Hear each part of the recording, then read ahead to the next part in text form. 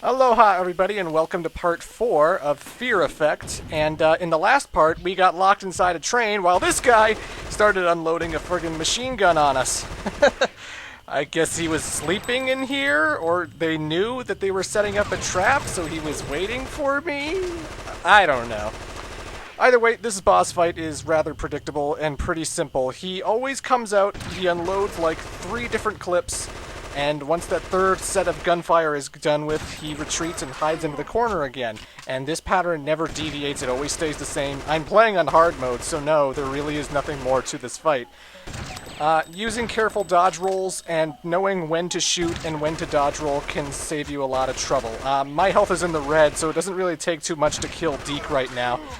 The other tip I have is that you don't want to fire unless you definitely see crosshairs on the top screen, because the thing he's actually right behind is a TNT crate. And if you shoot the TNT crate, if you duck and shoot, it will blow up and kill the both of you, and that counts as a game over.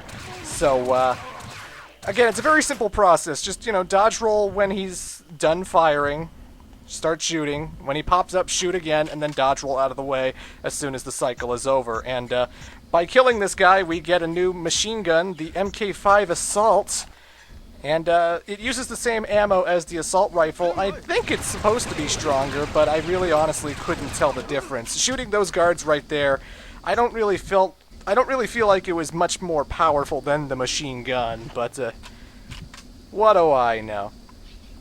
So those last row of guards, one of them dropped an ladder access card, and that card is used to the left of the wall over here, so that we can get a ladder to come down and climb up to the top. I don't know what Deke's plan is. He seems to want to take this train, but for some reason he wants to go up there, but I don't know. So you come up to this, and all of a sudden you got 2 fuses, a whole bunch of switches that are on, and all these different things that you have to activate. And to anyone who's like, there's no build-up to this. What do I do? I'm so confused. If you notice, we have to get the ladder working, right?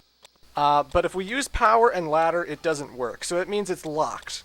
And the ladder icon is connected by a blue wire. It goes up to the second power, and it goes right down back to lock number 3. So, going by process of elimination and connecting the wires, let's put the fuses in power and lock number 3. Hey, it did something. It unlocked the ladder.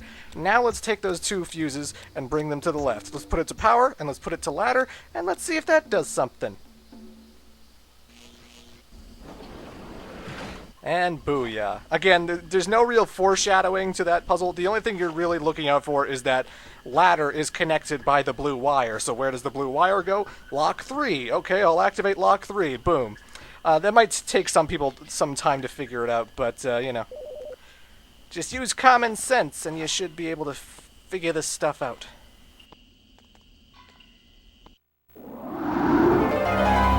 Screaming belongs to us. What the hell is this?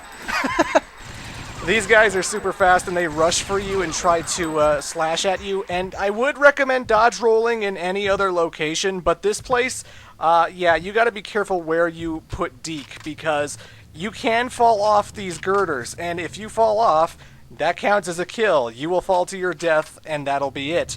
So, and the thing that's kind of sucks is that the camera angles, this angle does not help me, so I'm kind of tiptoeing, making sure I don't slide off the side by accident, because it's so easy to just completely walk off the edge and get yourself killed, So you gotta take a little bit of baby steps. The thing about the monsters with the scythes, with the sickles, is that they teleport in, and you can stun them with machine gun fire. Using the MKV Assault that we got from the boss, we should have enough ammo. And as long as we just keep laying waste into them, they should disappear pretty quickly, and there'll be plenty enough time to react to all the other enemies that come in.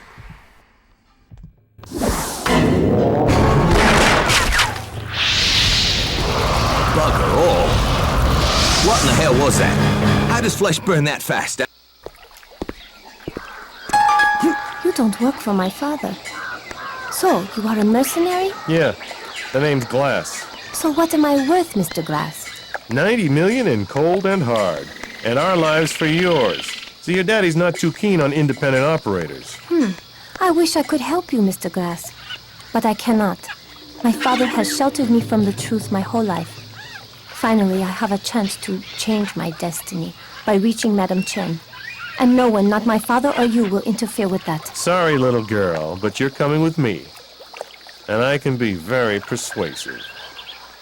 I never wanted this to happen. I didn't know that blood was the catalyst. I was just trying to help.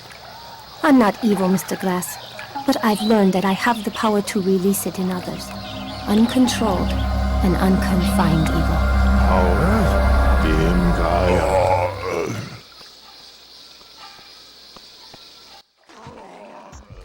So I said this before, but I do like Fear Effect a lot. I do think it's a pretty kick-ass, very unique PlayStation game, but I do acknowledge that it does have a lot of things and little quirks about it that make it pretty confusing for players. Like, for example, I can't trigger the next scene where I transition to Hana unless I kill all the enemies in the area.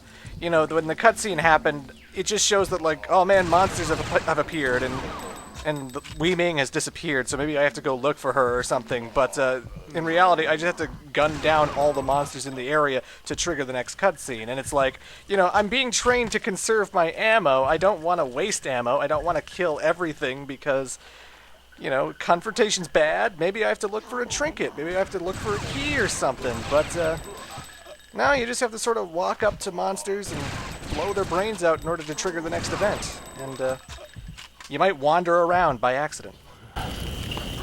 What have I gotten into?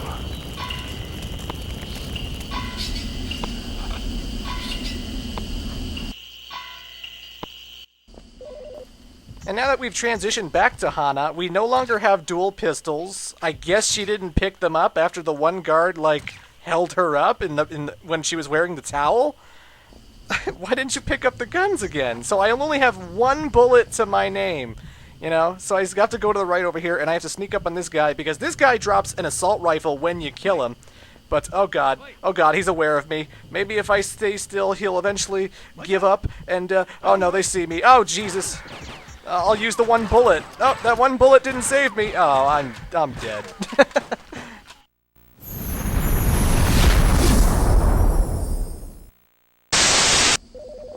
As always with this game, it's very trial and error. You have to save often because you never know when the game will have a transition cutscene that just puts you into bullshit that you really can't handle, you know? So here, that guy drops an assault rifle. It has plenty of ammo when you pick it up, so now I have plenty of ammo to take on tons of enemies. Again, I mentioned that, like, I thought the level design was kind of considerate in that aspect, that there's always some kind of gun or some kind of ammo you can find in your general area in case you're ever transported into the role of a new character and stuff. So, yeah. What they don't tell you is that Hana needs to get into the train that she spawned near, and the door is locked. So I have to go and look for a train key. And I could have gone to the left and tried checking out some houses and some huts that I've never been to, but all of those huts are locked, and the only way to get into them is to find a key. And where do I find the key? I have to backtrack all the way back to where, you know, the boat was destroyed and where Glass just was. And again, it's one of those times where, like, you waste ammo because you're always looking in every nook and cranny trying to find the item that you need to progress. And it's like, I was just in this area with Hana, no less, and where I got the Pomon key. You know, the Pokemon key. But now I have to go back to the area where the Pomon key was, because that's where the new key is going to spawn, and that's where new enemies are going to be. And it's just like, well, why would I think to go back to that area? Why would I think that new enemies are going to be there with a new key that I need to get inside the train and whatnot? But, again, now that we're not on the top of girders, those guys with the sickles that drop in and teleport, those demon ghoul guys, they're a lot easier to handle. I think the good thing about each melee kind of monster in this game is that dodge rolling, you can easily, like, dodge roll backwards to get out of the way of the swing, and they're a lot more easy to manage than the gunman type guys. The soldiers are actually the hardest enemies in the game. I don't know what that means, but it's like zombie cannibals with machetes? They're nothing compared to friggin', like, bodyguards at Mr. Lamb's headquarters. Nope, sirree, Bob. But, you know, that's the nature of this beast. The dodge roll is useful, what can I say? So I went back to this hut and I killed one of the ghouls inside because he was carrying another key for me. And so now I have to go all the way back to where I spawned at the train and where the save point is so that I can get to the hut areas and do all that stuff. And it's a long jog. So some people might be wondering when this game's supposed to take place. In the instruction manual and in the game itself, they never actually specify what year it's supposed to be. But then this game had a sequel called Fear Effect 2 Retro Helix, and I believe the instruction manual, or at least some point in the game, clarified that this game takes place in the year 2048, or it might be 2049, but it's in that general ballpark area. Yeah, this game has a sequel. It was released a year later on the PlayStation 1. It has the exact same gameplay, the exact same kind of, you know, item management and whatnot, but, and I don't think I'm going to be doing a playthrough of Fear Effect 2 Retro Helix. It's fine. I just don't think it's as good as the first game. It's a little fan servicey. Some of the writing's not up to what I consider to be the standards of this game, even.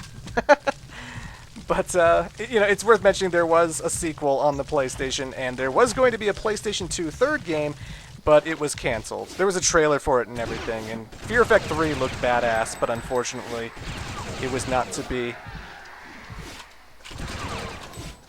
So using the key we got from all the way back there, we go into this hut, we kill that guard, and that guard had a train key, and now we use the train key to get inside the train. So how about that? It's a good thing all the demon monsters are carrying lots of rifle ammo. How considerate of them.